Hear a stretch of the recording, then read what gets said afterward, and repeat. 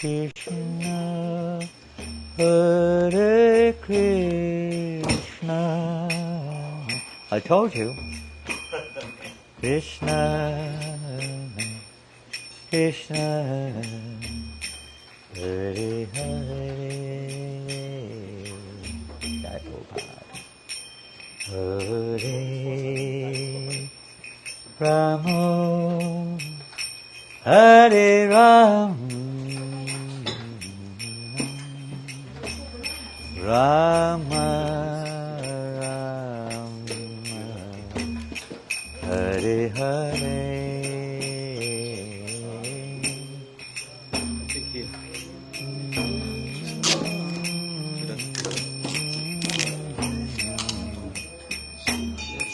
I've got another idea.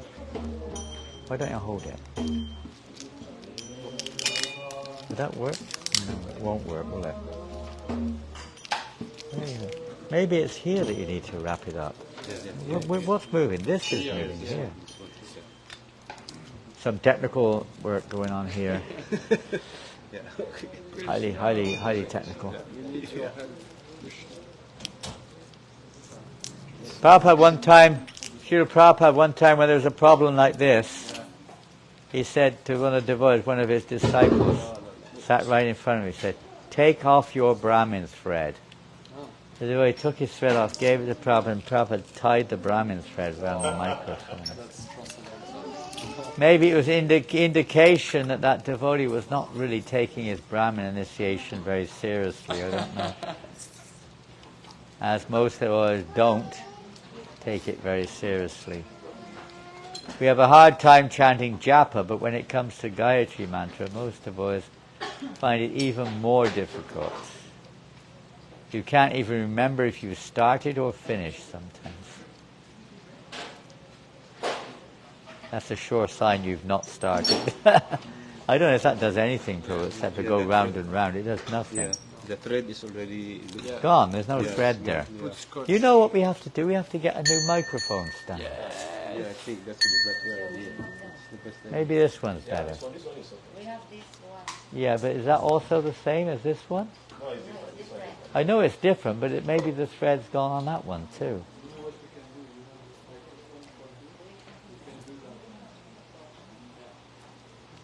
But if this one's better, we can use this one because it's likely to happen again and again. It's a heavyweight microphone, a lightweight stand. We can use the arena microphone. Well, yeah, we could do. I don't like using it, mind you. If we can avoid it, I would be preferring. But if we can't avoid it, Haribol! Haribol, Radhika! Good morning!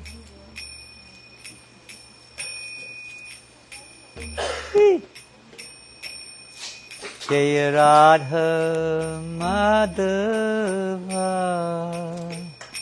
Kunja Bihari Jaya Radha Madhava Kunja Bihari Jaya Radha Madhava Kunja Bihari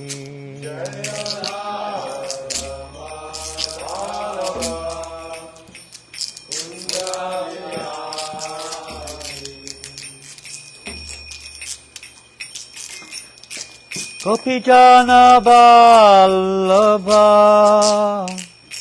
Girivardhari Gopijana Vallabha Girivardhari Gopijana Vallabha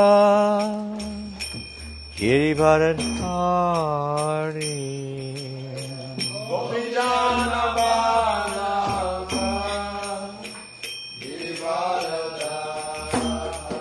Yashodanandana Rajajana Ranjana Yashodanandana Rajajana Ranjana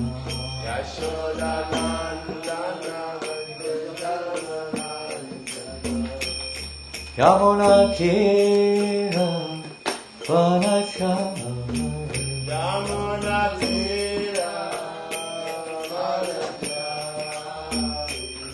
Yamuna Tira Vanachari Yamuna Tira Vanachari Jaya Radha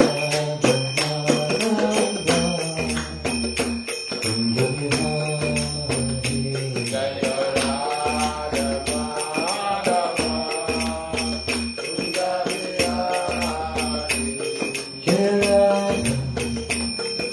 Radha Kunja Vihari Jaya Radha Madhava Kunja Vihari Jaya Radha Kunja Vihari Jaya Radha Madhava Kunja Vihari Jai Om Vishnu Pad Paramahamsa Prabhu Japachaya Ashtata Saraswati Sri Bhaktivedanta Swami Prabhupada Ki Shri Prabhupada Ki Shri Shri Panchatattva Ki Jai Shri Shri Radhamadava Ki Jai Grantaraj Srimad Bhagavatam Ki Jai Gaura Premanandi All glorious to the assembled devotees Krishna All glorious to Shri Guru and Brahma All glorious to Shri Prabhupada Namo Vishnu Padaya Krishna Prastaya Bhutale Srimate Bhaktivedanta Swami Ti Namane Namaste Saraswati Devi Gauravani Pracharine Nirasesha Sanyari Tasti Chade Shitarine Well, we may have to move the table a little bit, is it? Yes,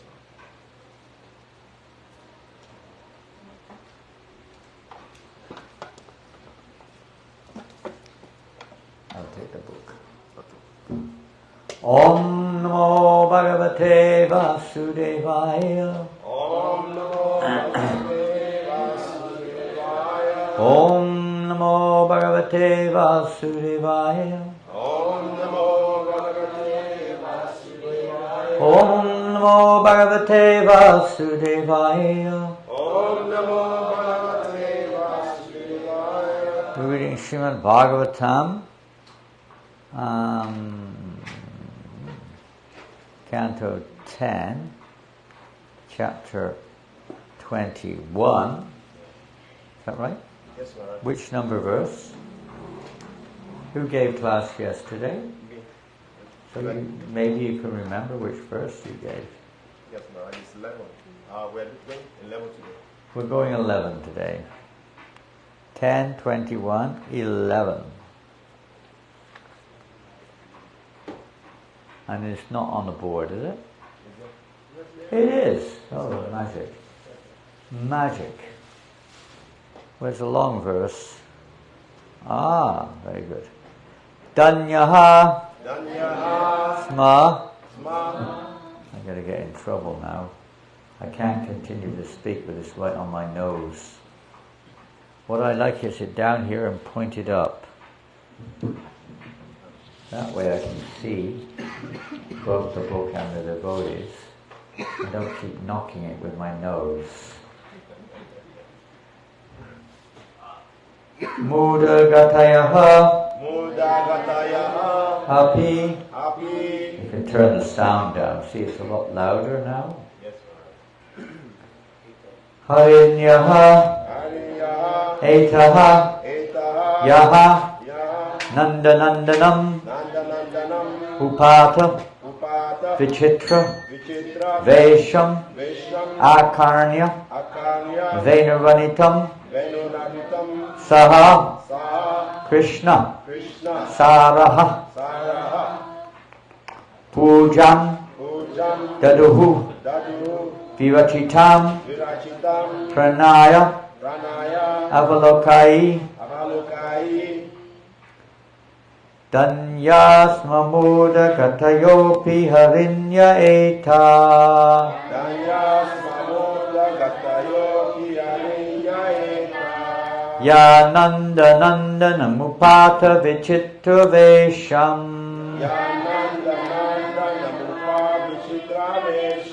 Akarnya venu vanitang saha Krishna saraha.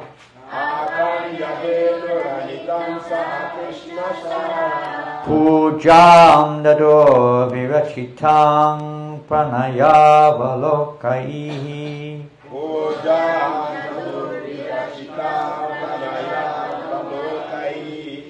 Danya samura gatayopi herinya eta.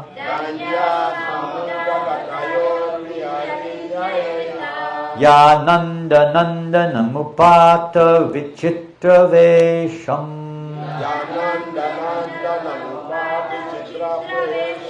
Akarnya venu vanitang saha Krishna sara. Pujang dadur virachitang panayavalokai.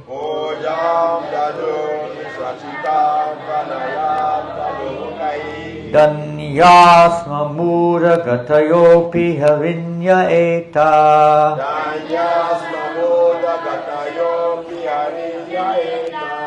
Yananda nandanamupata vichitra vesham.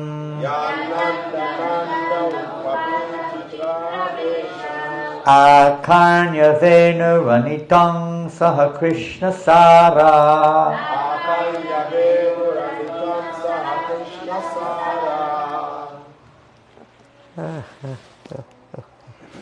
Pujang dodor virachitang pranayavalokai.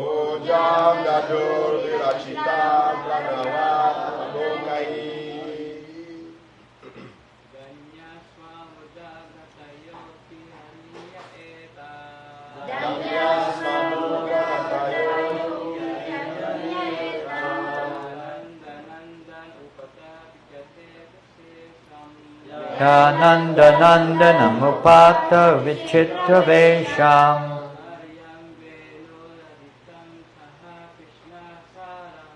Akarnya venu vanitang saha Krishna sara.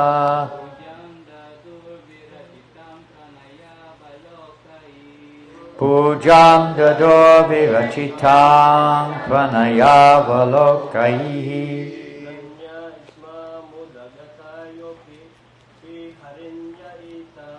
Danya samura gatayopi hirinya vita.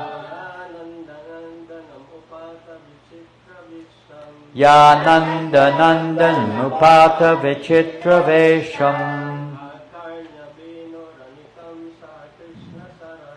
Akarnya venu vanitang saha Krishna sara.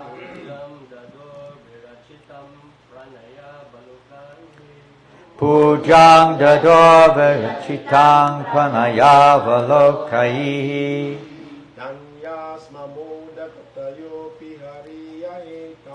Danya samura gatayopi harinya eta.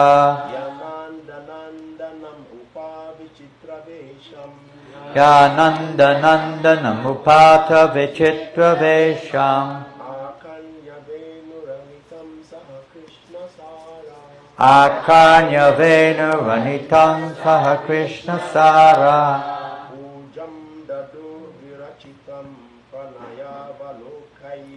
Pujam dador virachitang pranayavalokai. Ladies.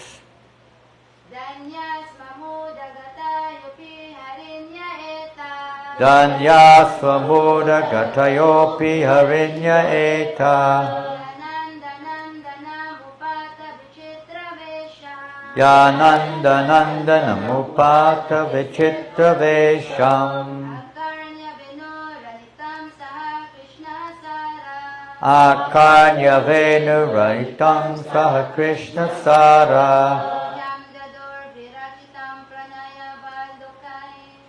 Pujam dador virachitang pranayavalokai. Danyaha.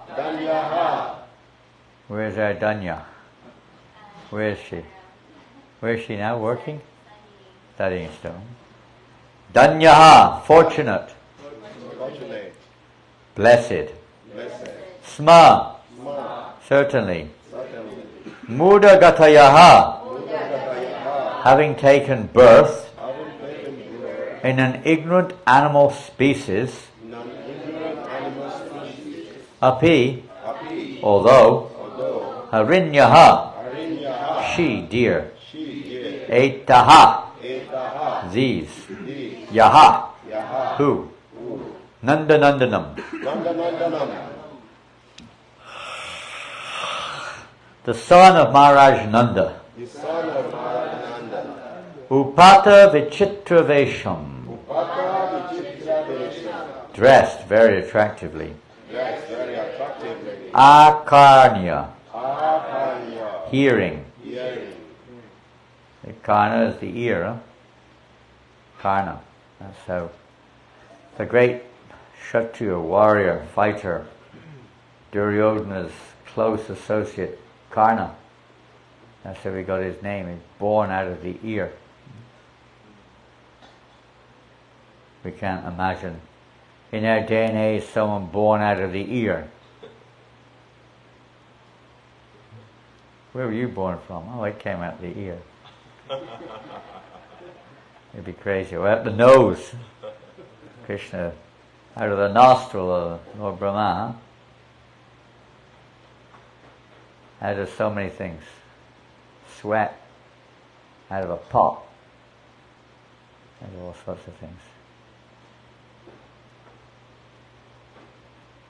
But now we don't, can't, let's say we can't conceive of that sort of thing. Karna.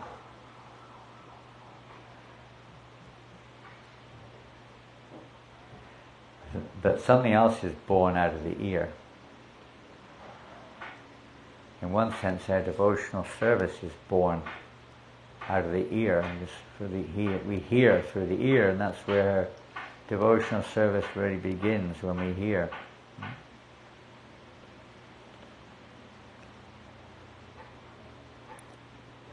Sahasra, oh no, we missed a word there. Venu Ranitam, Venu Ranita. the sound of his flute. The sound of his flute. Saha Krishna Saraha, Krishna Saraha. accompanied by the black deer, Accompanied by the black deer. their husbands. Pujam Daduhu, Pujam Daduhu. they worshipped. They worship. Vivachitam, Virashitam. performed. Perform. Pranaya Avalokaihi, Pranaya Avalokai. by their affectionate glances. By their affectionate glances. Translation and purport. Blessed are all these foolish deer, because they have approached Maharaj Nanda's son, who is gorgeously dressed and is playing on his flute. Indeed, both the doe and the bucks worship the Lord with looks of love and affection.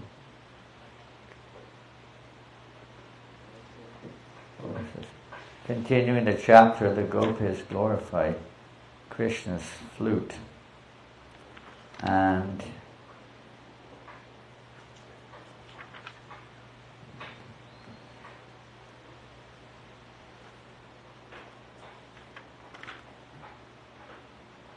so who's speaking? The cowherd girls, right? The gopis are speaking to each other and to the whole, everyone who hears it. This is for everyone. Quite a famous verse, actually. This translation is quoted from Srila Prabhupada's Chaitanya Charitamrita, Adilila 1736. If I'm not mistaken, Lord Chaitanya Mahaprabhu recited this verse.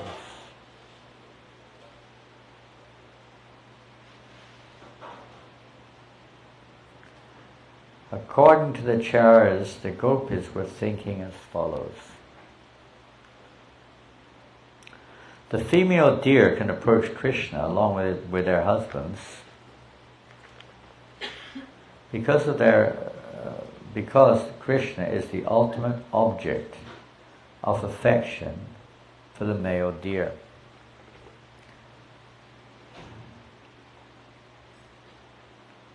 Because of their affection for Krishna, they are encouraged by seeing their wives attracted to him, and thus consider their household lives fortunate. Because their wives are attracted to Krishna. Not to them, but to Krishna. Most husbands would not think like this. They would be upset. Why are you always paying attention to that Krishna? What about me? I'm your husband. It's conditioned nature. We want attention. But they were attentive to Krishna. Their attraction was towards Krishna. Krishna also being the source of everything, he likes to get attention. Why? Because everything belongs to him. Everything is his part and parcel. It's not separate. It appears to be, but it's not. It's part of him. So he's in one sense reciprocating with himself. It's natural.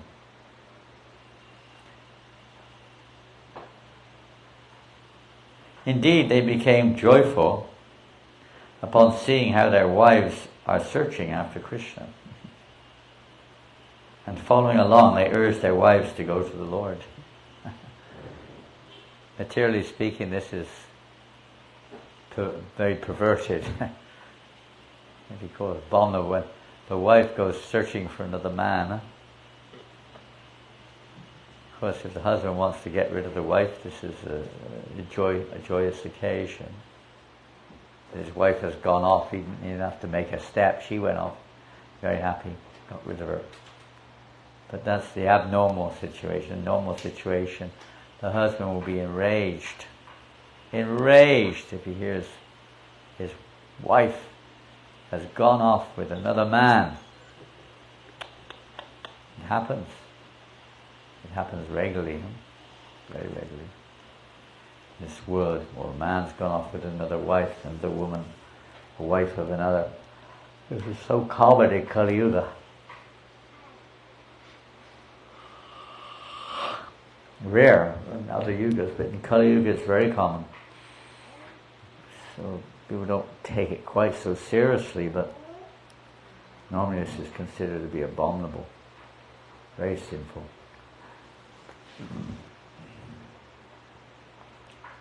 But here we see Krishna. He's not married.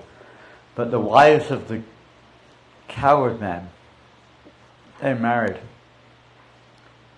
And they're all running after Krishna. So you'd expect the husbands to be very upset. Instead, we see here that the husbands are very happy. Why? They want to get rid of their wives. They're also perverts. Why? No. Not those two reasons. Why? Why are they very pleased?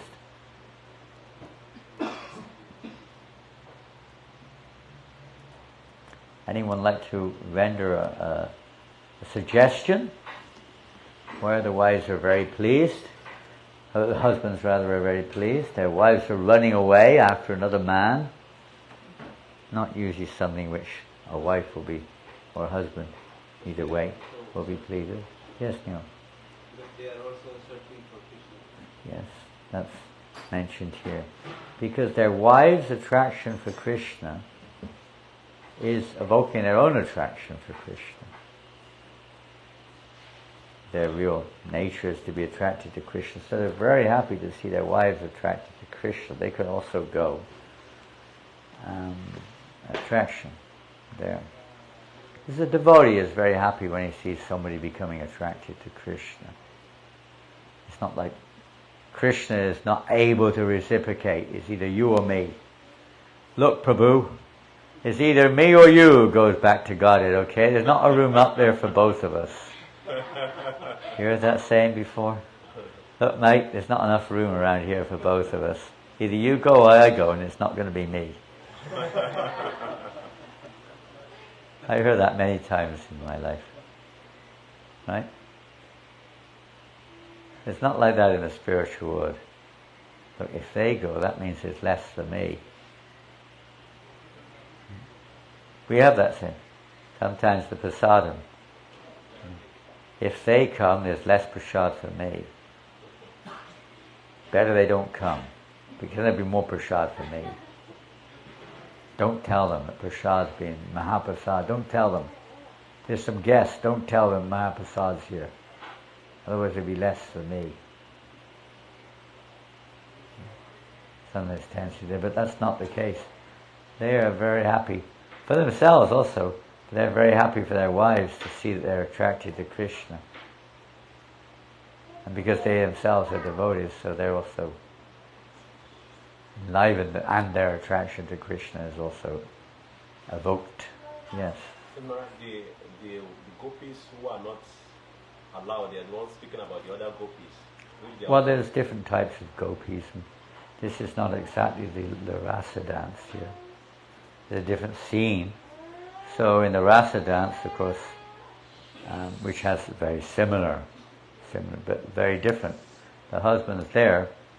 Of course, when we hear about the husbands, we hear about the husbands who are not so advanced, and about the wives who are not so advanced. But we hear that all the other gopis, they run to Krishna. Either married or not married, but they all run to Krishna. There's no objection involved in their case. But we see in the rasa dance that sometimes there is an objection.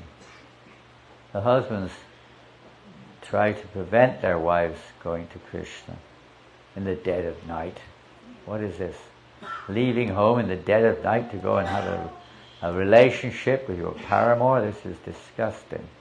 So materially speaking, you can quite reason there. In fact, it's quite mild. In fact, materially the husband might get into such a rage, there's no telling what he might do. But here they're just holding their wives back. Now the reason they're being held back is because those particular gopis, they're attracted to Krishna. But they've also got some identification, being a wife or being a family member, or some kind of bodily identification still remains. So to remove that, their husbands hold them back. Sounds funny, huh? To remove that slight attraction for the body and the family, the husbands don't let them go. Why? Not just because they're their wives and they shouldn't be going out in the dead of night. What's the real reason?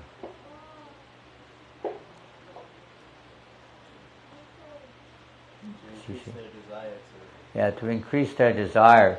They said that they gave up their bodies. It doesn't mean their physical bodies. It means, or whatever you want to call it. But they gave up the mentality. Totally. Any idea of anything but Krishna became disgusting. Revolting. Just like Lord Brahma gave up his body. Doesn't mean he gave up the mentality of attraction to his daughter entirely. He cast it off. Sometimes we have to do that. Sometimes it's, you have to cast off a particular subtle, let's say, conditioning. Ultimately, we have to cast them all off, but usually it's a gradual process. But sometimes it's so critical. It's like, you're so sick sometimes. Your arm is so polluted, they have to cut the arm off. The best thing is to cure the arm. But sometimes it's so bad, you have to cut it off. So the husbands, knowingly or unknowingly, completely cut off all affinity of their wives for them and their family, etc. So then later they were able to go freely into the Rasa Leela. But as long as one has an iota, I mean it's a tiny, tiny little bit of bodily designation, a tiny little bit of attraction to the material world, one cannot enter into the Rasa dance. but we don't find mention, I don't think so, maybe I'm wrong, but maybe not in this chapter, of the gopis being held back. Maybe I'm completely wrong. It doesn't make any difference, because the principle is the same. That it's to remove any trace of affection for this world and to intensify one's attraction to the absolute platform. They were going mad because they couldn't. Are you okay? Some of you look like you're in deep samadhi.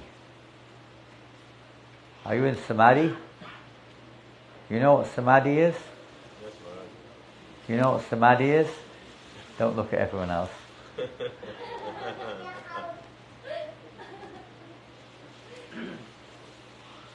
I remember in 1972 I was chanting japa in the temple room. Temple there was small, very place, carpet on the floor, blue carpet. And I didn't know, but the television company came around and did a bit of a program on the Hare Krishnas.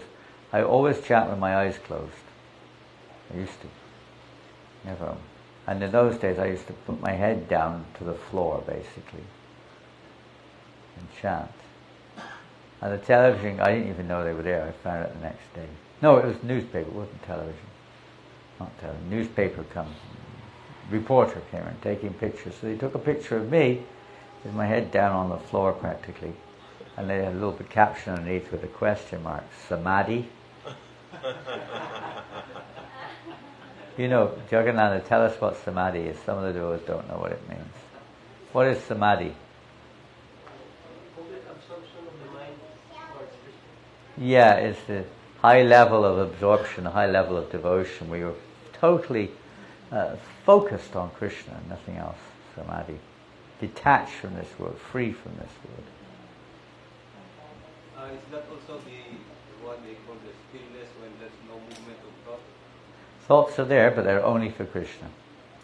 For the impersonalists, that would be their idea, no thought at all. The Buddhists are saying. But for Dori, yes, thoughts are there, but they're only Krishna, Krishna, Krishna, Krishna. Thinking of Krishna. So total detachment from material thoughts and, from the devotee's point of view, complete absorption in Krishna, samadhi. There was one story, interesting story, and I believe it's a true story. It was in the, what's his name, in Rishikesh, that famous Siddha Yoga, whatever it is, guru. What's his name? He's from Malaysia, actually. Shivananda. And because a lot of followers, very famous. Now he's passed away, but he had a heck of a lot of followers. And he was famous for going into samadhi. So this is a story anyway, some of his aspirants came, they wanted to see him in samadhi. And I don't know if this is just a fabrication of the story, it was just told by Jayapataka Maharaj. And they came in and he was just pacing up and down, chanting Hare Krishna, Krishna Krishna, Hare Hare. And they said, he said, how can I help you? He said, we've come to see you, we want to see you in samadhi. He just kept going up and down, chanting Hare Krishna. After some time, they were kind of getting a little bit impatient. He said, what's wrong? He said, well, we came to see you in samadhi. He said, this is samadhi. Now, I don't know how true that is or how real it is, but that's how the story goes. I don't know what, maybe he's supposed to be a Mayavadi, maybe he's chanting Hare Krishna to merge into the Brahman, so that's what they do. They also chant Hare Krishna, by the way. They're also attracted, just like the opening yesterday of the Rama temple, I may have mentioned how the monks of the Sankara Sampradaya, they wanted to be the ones to do the Pranapratishtha, to be the first ones, to do the worship there. But they're Mayavadis. But most people see them as the leaders of the spirit of spiritual India. Shankara, they're the leading top ones. They didn't come. None of them. They refused to go. In one sense, that's kind of like a defeat for the others. But it wasn't in another sense. I don't know who was organizing whether they didn't invite them or whatever, I do not know. Maybe the organizers were a little bit more Vaishnava and they didn't want, I don't know. Actually, you wouldn't want Mayavadis to come and do all the pujas and stuff. Whatever it is, their idea of samadhi is a little different.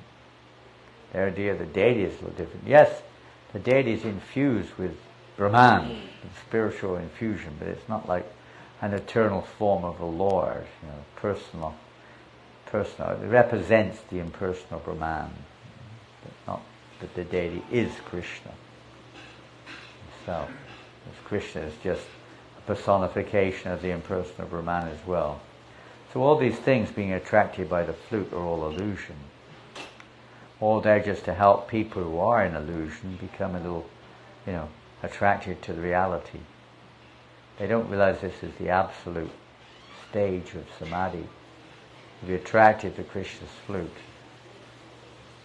They don't realize, they don't accept that this is the highest form of spiritual realization, spiritual elevation. They see that it is something for the neophytes or the ignorant fools, some stories for them to kind of attract them towards Krishna as a personification of this mode of goodness, as Shuddha Sattva. So if they become attracted to Krishna, then they become purified and realize you are Krishna, or you are the absolute. Like that. But here we have a situation which is not like that. They're actually attracted out of love. Indeed, they became joyful upon seeing how their wives are searching after Krishna and following along. They urged their wives, urged them, just like a devotee urges other devotees. Come forward. What is Radharani? What is she doing in the spiritual? Many things, but one of the things she's doing is she's always pushing the other devotees forward. You're more qualified. You come and serve Krishna. And the other gopis are pushing Radharani. Everyone else is qualified more than I. They're all trying to encourage each other to go to Krishna. They're not like holding them back or just spreading some false rumors so Krishna won't want to see them anymore. Right? Hey, Krishna, do you know that gopi over there? Of course, they may have a joke. They may joke like this, but they don't mean it like that. Right? Did you hear? Did you hear what they did last night? You won't believe it. Don't have anything to do with them anymore. No. Material world, that may be there. But the husbands are not like that. In Ramlila we see that that's there. That washerman, wife went, of course she didn't go out to see Ramchandra, she went out for another reason, no doubt. But he basically banished his wife when she went out without his knowledge at night. He said, I am not a henpecked husband like Ram, who accepted his wife back after she'd been under the care, if you want to call it that, but under the captivity of Ravana, he accepted her back. I'm not like that. Strict. I'm not henpecked. Of course, obviously he wasn't speaking like someone who understood what happened, but that's the nature of conditioned souls. It had its part to play, of course. When Ram heard that, and everything changed in the pastimes. But this criticism of Ram was going on. So the husbands weren't critical. They were joyful. They were very positive. On the other hand, our husbands, it's interesting, it's written here, our husbands are jealous of Krishna, and because of their lack of devotion to him, they cannot even stand to smell his fragrance. This is Prabhupada quote, but not Prabhupada, commentator on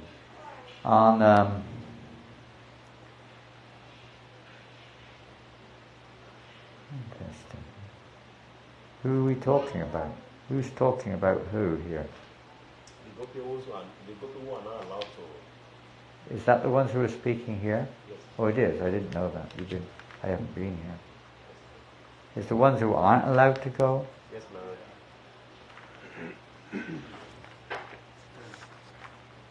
Ah.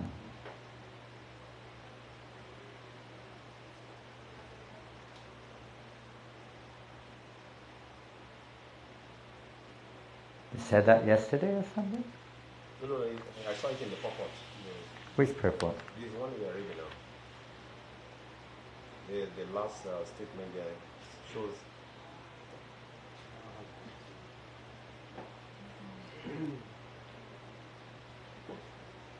I must have missed the line.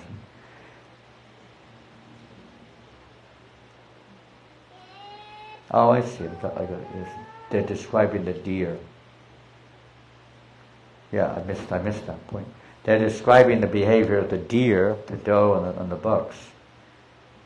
And they're considering themselves less fortunate. Anyway, the principles there also with the gopis. It's not just the deer. Some of them were able to go, Vasadant, some were not. On the other hand, our husbands are jealous of Krishna. And because of their lack of devotion to him, they cannot even stand to smell his fragrance. Heavy. Therefore, what is the use of our lives?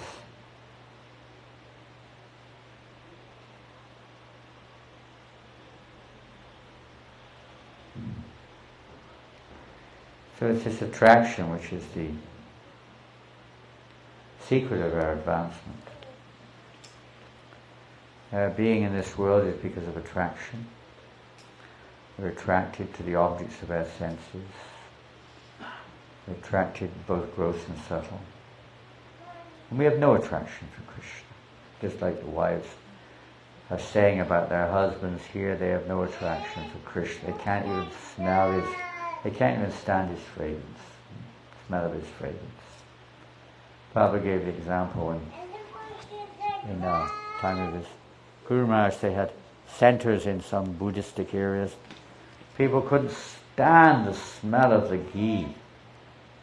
Cooking in ghee. They couldn't stand it. To them it was horrible. The smell of dried fish was nectar to their nostrils. And the smell of ghee was like poison to their nostrils. And you see the modes of nature, how they work. That means the husbands were still affected, the wives were not.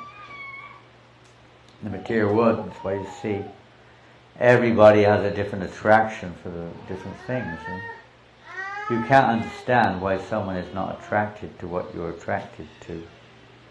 How can they not like chocolate? Not that most people do. Some don't. How can they not like this music or something? Because they're affected by a different mode of nature. Everyone's different. Smells, some people are attracted to obnoxious smells, and some are not. Birds of different natures, swans and crows, are attracted differently. But everyone's attracted to something. The vulture is attracted to a carcass, isn't it? They're attracted to a dead body. Maybe some humans are, but generally not. Generally not. Radhika, what's the problem? Oh, poor girl. I know it's boring, isn't it? So boring. No fun. Yeah, what to do? Don't worry, it'll be over soon, don't worry. Oh. What to do? Attraction. Everyone's got a different attraction. Even sexually, people have different attractions. Some people very different. I mean, some people are attracted to sex with animals even. But generally not. Everyone's different. Some people are not at all attracted to this person or that. Some are. Everyone's different attraction, but attraction is a common denominator or a common feature amongst all living entities. Just a matter of what we're attracted to, or who we're attracted to. So the whole science of devotional service is to become attracted to Krishna, as we've already heard. attraction to Krishna, what does that mean? It's not so much about detachment, although that is there, but it's attraction. So what does attraction to Krishna result in? Pardon? Louder? Did you hear? No, inside the kitchen. Pardon? Someone is speaking inside the kitchen, not yet. Someone's speaking inside the kitchen. Well, they might be giving the answer. What does attraction towards Krishna, what's the result of that? Is it just another form of illusion? Another form of, you've got to be attracted to something, he looks quite nice, and in any case he's, whatever. He gives me something in return if I'm nice to him. No, what happens when you attraction to Krishna, what does it do? That's what it should be, but what does it do in terms of, let's say, effectually speaking? It leads to attachment. These two, what? It leads to attachment. You become attracted. We become attached? That's what I said. What does attachment to Krishna lead to? What does it result in? Become purified. Pardon? Purification of what they are. Purification. Okay, that's one thing. Leads to the liberation of the mind. Liberation, okay, that's another thing. What else? Surrender. Attachment to Krishna, yeah, well, it may be more surrender. It's an act of surrender, isn't it? Attachment from things separate. Yeah, that's the other side. That's the two sides. One is it increases your love for Krishna, frees you from this world. Not just detaches from this world, but detaches us from attraction for everything else. You have no attraction. Even no attraction to Lord Narayan. No disrespect. But you see that even in Krishna Leelas. When Krishna left the rasa dance, the gopis are going left and right. Where have you seen him? Have you seen him? But Krishna played a trick. He disguised himself as the forearm Narayan. Took him. Oh, they paid their respects. My dear Lord Narayan, have you seen Krishna anywhere? And they went on their way. No interest. Respect, but no interest. Even Lord Ramchandra, no interest for them. They're not interested. They just want Krishna and nothing else. So, if one's really attached to Krishna, there was a question of being attached to some other. Most people are in the mixed stage, oh yes, I'm attached to Krishna, but they're attached to something else as well. Devotional service is anya vilasita shunyam jnana kamadyanavatam. Isn't it? Yes. There's no trace of desire for any sense gratification, be it from karma, jnana, or yoga, or anything come to that. Simply want anukulya, that which is favorable to Krishna. So, in the practicing stage, that will result in becoming either disgusted with or detached from material sense gratification. It's not so much the object itself, which is Krishna's energy, but the mere mentality of thinking that is for my pleasure. This is something which is probably beyond most people's concept of relationship with God. Many people think that God has put everything in this world for my pleasure. We can do what we like with it. Right?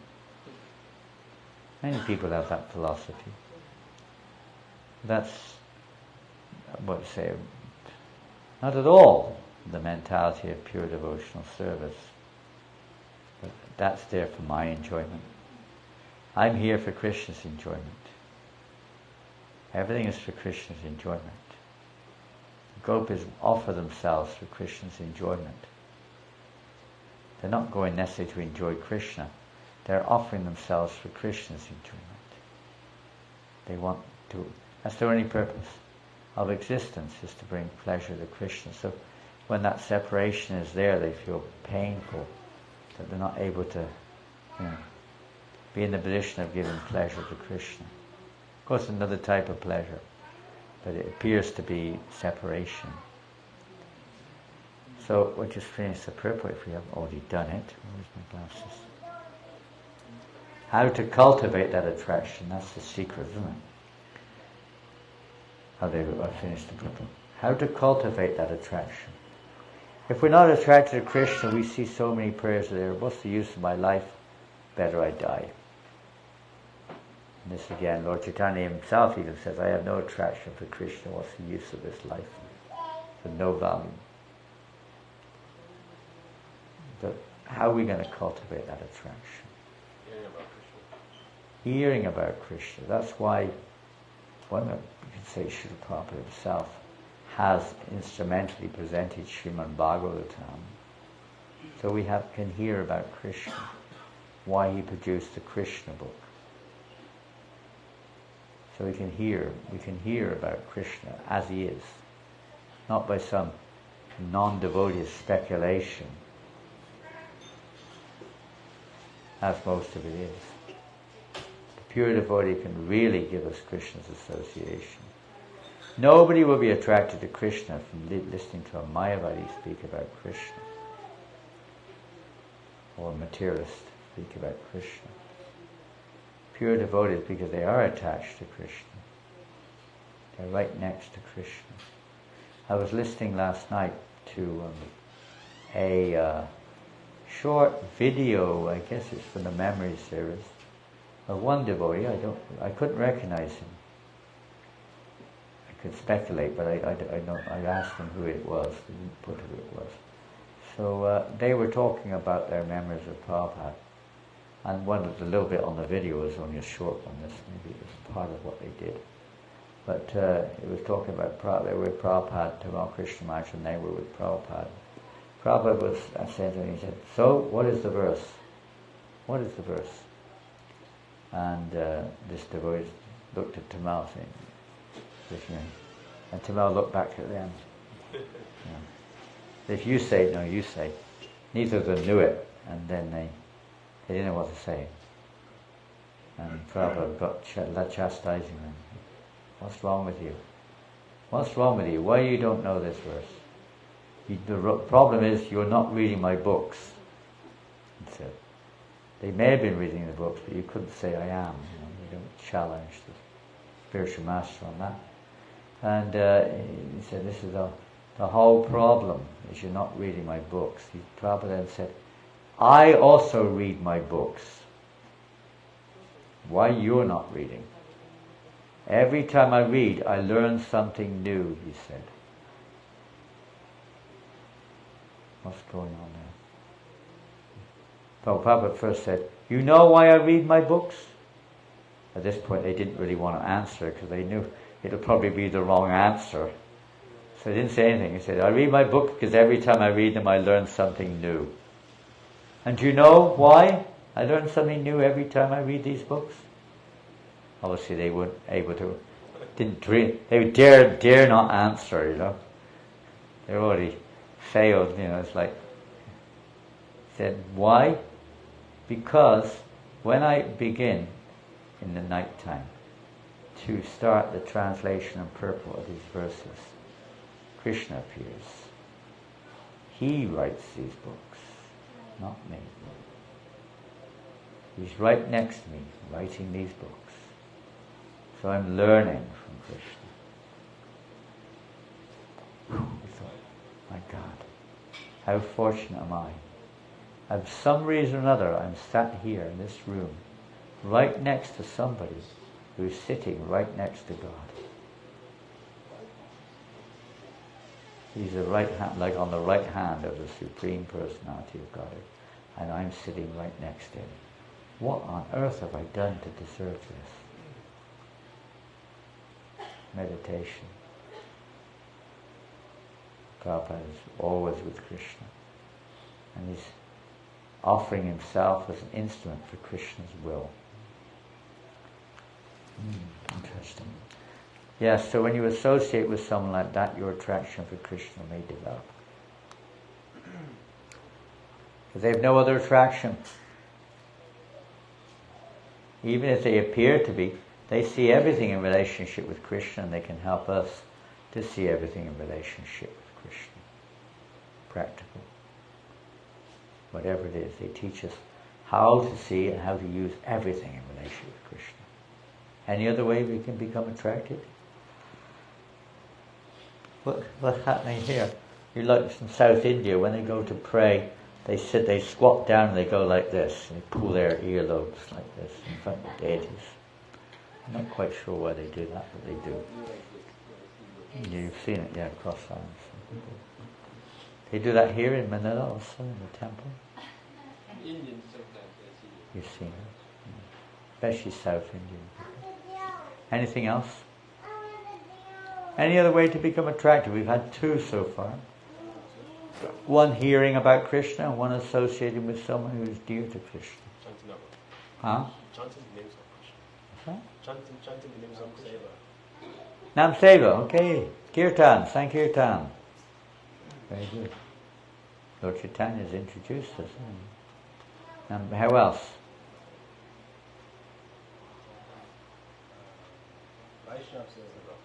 Okay, well that's similar to the one that we said, associating with those who are dear to Krishna.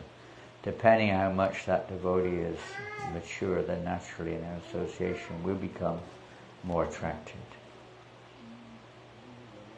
Depending on how we associate with that devotee. Huh? There's two more. Staying in the early places. Yeah, it could be. The temple. I mean, you come to the temple, or holy place. The idea is there that you'll remember Krishna, isn't it? It's not a holiday resort.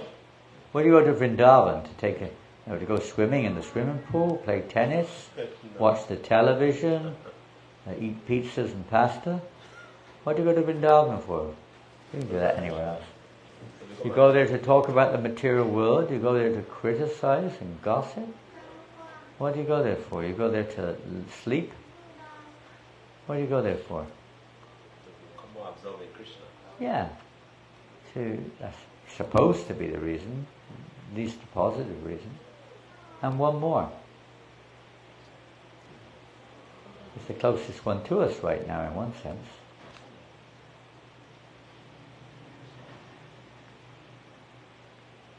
Sadhu Sangha. Already mentioned. Yeah, the hearing process. Hearing Bhagavatam. Huh? Rendering devotional service. Well, they're all rendering devotional service. And there's one more limb, which is specific. Huh? Deity worship. Worshipping the deities. Of course, if you see the deities, you become attracted. Huh? If you're at all human, you become attracted. It's one of the most powerful in one sense, because it's visual. It's visual. Visual things are usually a little bit more, especially nowadays, are more effective in many ways. You can't concentrate when you hear. You can't understand it anyway. Associate with devotees, sometimes it's not such good association. In holy place, well, again, we may be elsewhere where we're in the holy place. But worshipping the deities is very important, very powerful. Both the worship or coming in front of the deities. The picture, in our consciousness of the deities, or the service to the deities, isn't it? Meditate on serving them. It's practical. The Lord appears in this form, especially to help us who are so restless. So restless. Some or another, the whole idea of everything we do is to become attracted to Krishna, isn't it? To remember Krishna. Whatever we do, smartavya satatam Vishnu, vishmatavya najatuchit. Everything is to remember Krishna. All the rules and regulations, everything is for that goal. Purposeful goal. To cleanse our heart of all the dust which is covering our attraction to Krishna. Just like a iron is naturally attracted to a magnet, but if it's covered in rust and dirt and things, the attraction will not happen properly. So removing all that dust from our heart, and the natural attraction, natural flows, just like the river Ganges, Queen Kuti says it, flows, she prays, may my attraction to you be just like the river Ganges, which flows naturally to the ocean. And even if there's a block, it will find its way and continue to flow towards the ocean. It doesn't stop. So that flow of attraction, like the gopis here, to the sound of Krishna's flute there, maddened by that sound. So at that stage it may be devotional service or some other limb. It may not be so, let's say intimate, so personally intimate, but its interaction to Krishna is various forms that he's manifesting.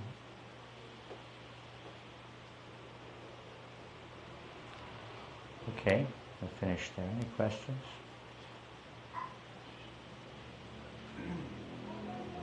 Cece? I was just recalling in the past, I used to have friends that used to smoke cigarettes. Pardon? I used to have friends that used to smoke cigarettes. We had some last night who came here. They were also smoking cigarettes outside during the program. And so, most of these friends, they didn't like sweets. They didn't like to eat things that were sugary. Oh, Things that I meant to be pleasing to the tongue. They yeah. didn't like them, actually. Uh-huh. They like cigarettes. You get that a lot, especially with drunkards. Cigarette smokers maybe, sometimes not, of course. But especially with the bum, we call them bums. That's not a very nice name, is it? But that's what we call them. Tramps in England, bums in America. I don't know if you know. People living on the street, they're usually alcoholics. You give them halava and sweet rice, they spit it out usually. Can't stand it. There's so much in the mode of ignorance, so food in the mode of goodness, sweets in the mode of goodness, are not attractive to them. Not attractive.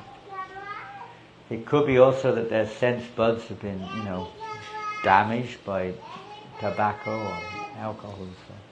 But generally it's the modes of nature. People in the modes of nature are not attracted to food in a different mode. Reading Bhagavad Gita, they're attracted to meat, to liquor, to putrid food, stuff like that. Okay, Srila Prabhupada ki jai. Hari Bol.